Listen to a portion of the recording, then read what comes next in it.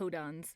If you chose to watch this short video, you are perhaps searching for a little additional help to read a codon chart. And you've come to the right place. We're going to assume you already have the background from our DNA versus RNA video and our protein synthesis video. If not, you might want to check those out first, or otherwise jumping right into this isn't going to make much sense. Oh, and in addition, we have a video companion handout to this video, which can be helpful. Expand this video's details for the link, as you may want to download it first. So if you had this DNA template here, you'd have this mRNA built. I know this because of how RNA bases pair with DNA bases. Notice how these mRNA bases are written here in groups of 3? Each is a codon. Bases are read in 3s, so a codon is how these bases will be read. In this example, there are a total of 5 codons, 15 individual RNA bases. By reading a codon chart, you can determine the amino acids that will be brought in by the tRNAs. You can determine the sequence of amino acids that make up a protein. And if you're wondering why this matters, understanding how amino acids are coded for helps us understand human traits and how changes in amino acids have the potential to alter those traits. Not just for humans either, but all living organisms. The codons and their corresponding amino acids have been discovered by scientists. There are many ways you can represent the information in a chart. The most common ways are the rectangular codon chart and the circular codon chart. Let's get started. The first codon. Remember, codons have 3 bases and codons are on the mRNA, is AUG. That means the tRNA anticodon will be UAC, and we know that because of the base pairing rules. Now, which amino acid will that tRNA carry?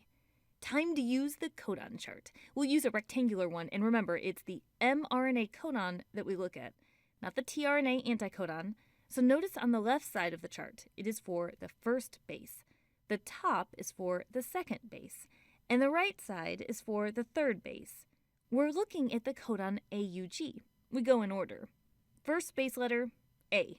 We isolate this row here and only this row.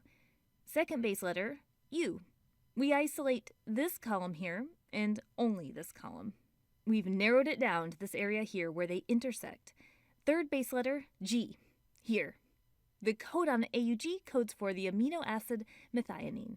Fun fact, methionine is commonly the starting amino acid for many polypeptide chains, as AUG is a start codon. Next codon is CCA. That means the anticodon for the tRNA will be GGU. Now, what amino acid will that tRNA carry? Time to use the codon chart.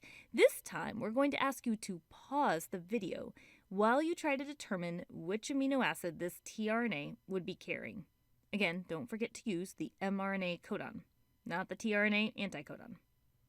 So in slow motion, let's go through this chart. First base letter, C. That narrows down this row. Second letter, C. That narrows down this column. And therefore, this area here where they meet. Third letter, A. The amino acid proline. All right, the third codon, GUC. This time we need you to determine the tRNA anticodon and also the amino acid that tRNA would be carrying. Pause the video to determine those. The anticodon, based on the base pairing rules, would be CAG. But we use the mRNA codon for this codon chart, and when you used it, showing this in slow motion here, you should have gotten the amino acid valine. Now, with those 3 codons, we used a rectangular codon chart. We mentioned that there are other ways to represent this information, and the circular chart is common to find as well. The circular codon chart typically works by starting on the inside and moving outward. So this 4th codon we have here is UUC. That means the tRNA anticodon would be AAG. But again, we're going to use the mRNA codon in the chart. So we start with the center, first letter U, which isolates to this area. Then we move out 1 to the second letter, which isolates further, U. Finally, we move one more time to the C. This is the amino acid phenylalanine. Your turn now to use the circular codon chart with the last codon, UAA. What does the mRNA codon UAA code for? In slow motion here, you can see we get stop.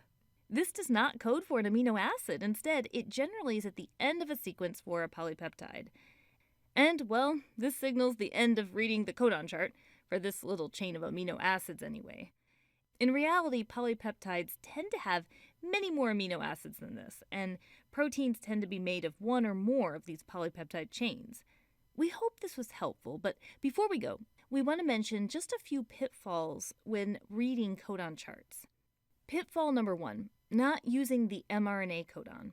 Unless it specifies otherwise, the mRNA codon is what you want to use for the codon chart. Some students will accidentally try to use the tRNA anticodon. Some students will try to use the original DNA template.